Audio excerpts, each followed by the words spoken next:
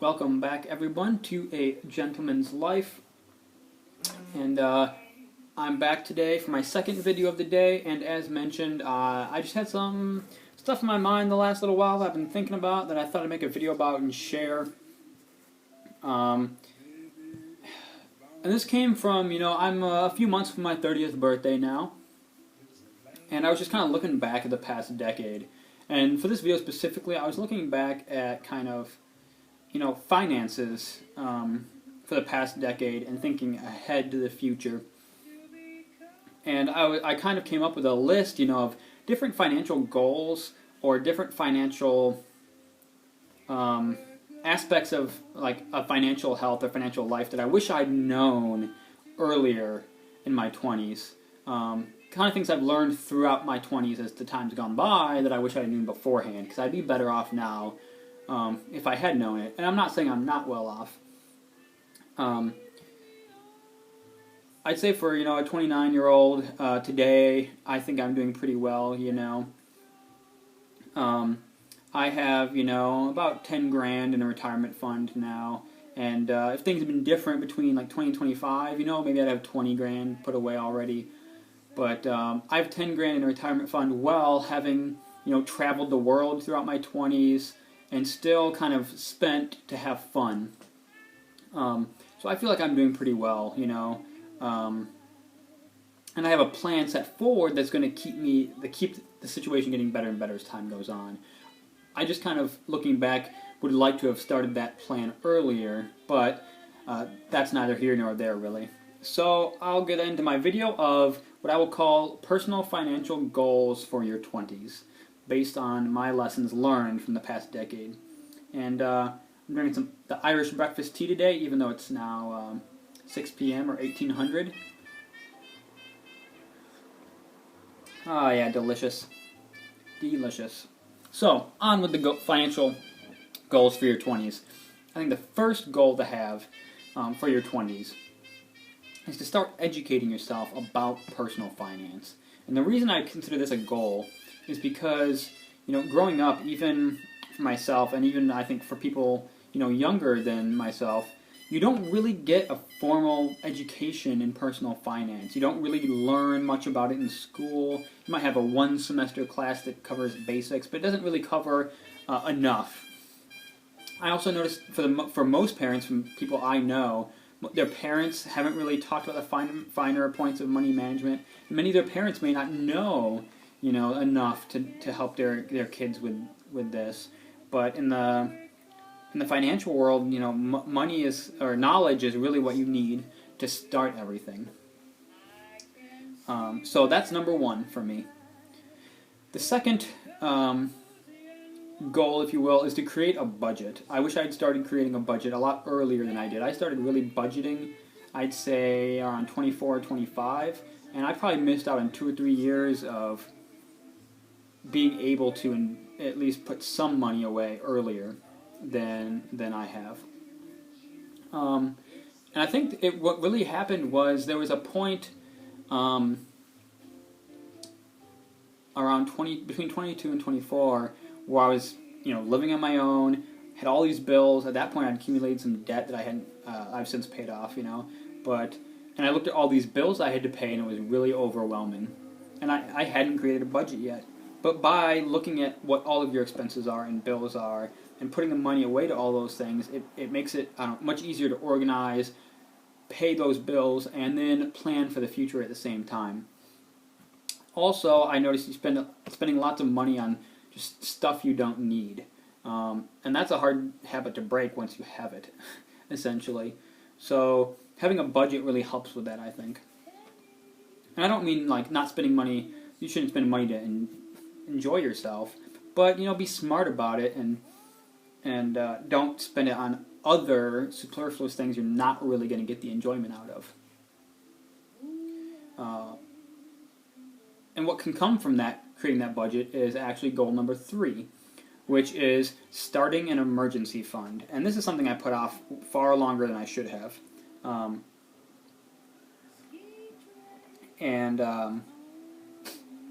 Essentially, the way I look at it, shit happens, and you need to be ready for when it does. And And whether it's car breaking down or damage to property, or you need to move for a job and you need money to have away for that, you need to have some money stacked away for these kind of things, so you don't have to go in debt to basically deal with something you weren't expecting. It's hard in the beginning to even, put away much of anything, and you really can sit right around, $500 or $1,000 in your savings, and that's it. But they generally say, you should have like 3 to 6 months worth of savings put away. Now at this point, I only have a couple months of savings put away, 1.5 to 2 months. But by the time I hit 30, I should have a full 2 to 3 months of money just sitting in a savings account for if I need it, or when I need it, when something happens, essentially. And that's really important, because that gives you it's almost like a security blanket, and it lets you know that you have money there to deal with something when it comes up. Death in the family, buying last-minute tickets, car breaking down, whatever it is. So that's really important. To go along with that, I'd say equally important is eliminate credit card debt. And I'm not saying don't use credit cards. This is a highly personal thing, I think. But for some people, not using a credit card is the best, because if they use it, they're going to use it too much. Some people can manage it very well. It just depends. But eliminating that credit card debt is very important, because it eliminates so much high interest you have to pay. And that money can go into your emergency fund, or you can invest that and earn interest and make money from the money you already have, instead of losing money on the money you've already spent. So that's really important, because credit cards, the interest rates are 10 to 20%. You're lucky if you're going to make that money back through investments. So getting rid of the credit card debt is really important. Another important thing, I'll go with number 5, is to start tracking your credit score. And when you start tracking your credit score, you see how you use your money, whether it's through credit cards or loans or whatever it is, how that affects your credit score. And that's really important for when you're going to want to buy a house, and take out a mortgage, or if you're going to get ready to buy a new car. You need to have your credit score in the right place. If you track it over time, you can see how different things affect your credit score. So if I was looking to buy a house in the next 6 months, actually I should preface this with, this kind of goes along with how you use credit cards, if you're going to choose to use them. Some people say don't use them at all, just pay cash. That's fine for some people. I'm okay with having, a couple credit cards, but if I'm going to purchase something on a credit card, it's either going to be something I purchase every month, like gas for my car, that I can pay off every month, or if it's a big purchase, it's going to be something where I know, within the next 4 to 6 months, I can completely pay off that purchase. No longer. I don't even think about minimum payments. I don't contemplate that, because that's how they earn money out of you. So if I'm going to make a big purchase on a credit card, I have to be able to pay that off in 6 months or less. Preferably, 3 months or less. But I'm willing. The width I consider, because you don't know what's going to happen in life, the width I consider is 6 months. Because if you leave those purchases on your credit card longer and just pay less of it off, that's how they make money.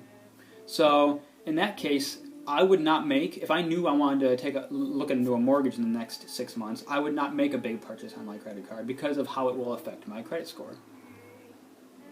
And by big purchase, you might be talking like luxury watch, for those of you who are my watch fans.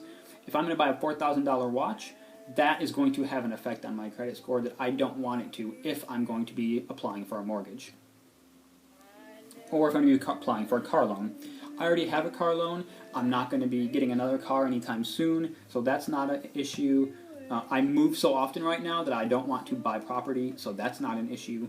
So, as long as I know in my budget that within a 6-month period I can pay off a big purchase, I'm willing to make it on the credit card.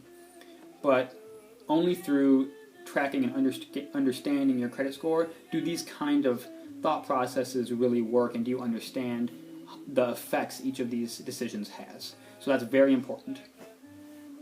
Down to the last 2 goals now. Goal number 6. Let me have a drink of tea really quick. start a retirement account. Once your credit debt is taken care of and you have emergency funds, start a retirement account. And if you can, start it well doing those things. But if you can't, get those things taken care of first, then start a retirement account. Essentially, if you have work for a big company that does 401ks and matches, sign up for it. Put away at least enough where the company will match the full amount they say they'll match. So if they say they'll match 3%, make sure you put at least 3% away, because that will earn you an extra free 3%. If you work for yourself, or you want to save more in another fund, or your company doesn't do a 401k, look into IRAs and Roth IRAs, and look at putting money into those for retirement accounts. The key to this one is starting as young as possible, because compounding interest is key. So the earlier you start, the better. I started at 25, which is pretty good. I wish I could have had an account, 3 or 4 years earlier than that, but I really can't complain at that point. That extra 5 years of starting before 30 has earned me essentially, about $12,000 into my retirement account over that 5-year span of saving for retirement. And I've never put more than 10% of my salary into a retirement account. When I was first starting, I only put 5% away, and I only upped it to 10% in the past year. So essentially, I only put 5 or 6% away per year, and I had no matching to go along with it. So you can see how even just putting away a little bit can make a big difference. And then the earlier you start, that $10,000 you put away in the first couple years, that can be $40,000 down the road because of the way interest compounds, and you're earning interest on the interest you've already earned every year. So that's really important. The earlier you can start a retirement account, the better off you'll be. Because essentially, as the joke goes with kind of investing guys, is if you go into an investor at the age of 45 and say, I need to start saving for retirement, what should I do? It's invest in a time machine to go back 20 years or 15 years. The interest makes such a big difference. So the earlier you can start, the better. And then our final goal number 7, I have 7 of them today, is set long-term financial goals. Now, I'm not saying hard numbers, just long-term goals. So for example, my goal is to be able to retire by the age of 60 from full-time work. I don't want to have to work to make a living after 60. I have no problem working part-time in a hobby. I like cycling, I like watches, things like that. If I work, part-time in the watch industry, or if I can get a job just at the bicycle shop selling bicycles, 2 or 3 days a week, that's a little bit of extra income, and that's just something you're doing to take up some time and get out, and do something with life. But I don't want to have to work 5 or 6 days a week, 60 hours a week as a 60-year-old. So that's like my overarching financial goal. Now, then you break that down into what do I need approximately to make that happen. Do I need $500,000 saved by the time I'm 60? Do I need $1 million saved? If you look at different retirement accounts, do I have this retirement account where I hopefully have an X amount of money, and this other pension where I get this amount of money? So you can guesstimate about how much you could have per year in retirement. Housing. Are you going to have a mortgage at 60 years old? So for me, that's all the things I think about based on the overarching financial goal of being able to retire from full-time work at 60 years old or earlier. The key to this, I think, is that by having an overarching long-term goal, that makes it easier and more effective when you focus on separate specific goals and short-term goals, because they're all leading towards the long-term goal. And I think you become much more effective at those other shorter-term goals because of that. And I think that's really key. If all I knew is I want to retire with this much money, I think it's a lot harder to set a path to make that happen. And when something derails you a little bit, it's harder to readjust. But if you just have a goal of, I would like to retire, in my instance, if I want to retire at this time from full-time work, there's many different ways to make that happen. And it lets you adjust to life and things that happen in life, and it lets you kind of set the path to achieving that goal in a better way, I think. So those are my kind of personal financial goals for your 20s based on my experience looking back at the past decade. And hopefully that can help some of my viewers, any of you who are in your young or mid-20s, kind of help set you on the path to hopefully achieving more success. I'm going to take that and apply that going into my 30s, and who knows, maybe halfway through my 30s when I hit 40, I'll have a new set of things I wish I'd known. We're always learning in life, and always adapting and responding and learning to our environment and our experiences. And it's only by making mistakes that you really learn and adjust and don't make those mistakes again. So, hope everyone enjoyed that. I'll be back in the next day or two, probably with another watch review video. Might have a couple of video responses in the meantime, or a couple other short things on my mind. Not sure exactly which one's going to come next, but most likely I'll be reviewing another one of my Steinhardts, and I'm going to try out, I'm going to review that sub-collection and then move on to other watches.